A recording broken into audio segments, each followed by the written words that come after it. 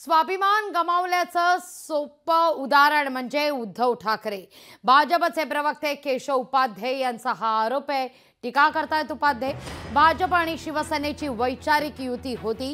काँग्रेसला सत्तेतून दूर ठेवण्याकरता प्रमोद महाजन, गोपीनाथ मुंडे आणि बाळासाहेब ठाकरे यांनी युती केली। मात्र मुख्यमंत्री पदासाठी हिंदुत्वाचा विचार सोडत उद्धव ठाकरेंनी काँग्रेस सोबत युती केली असं म्हणत त्यांनी घणाघात केलेला आहे।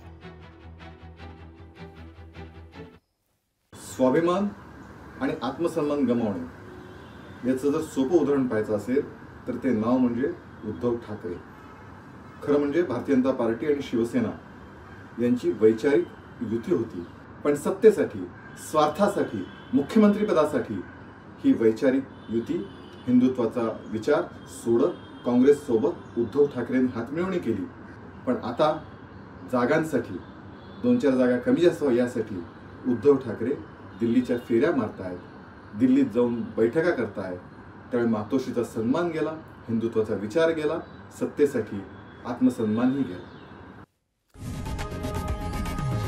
लोकशाही मराठी ऐका, पहा, जागरूक रहा।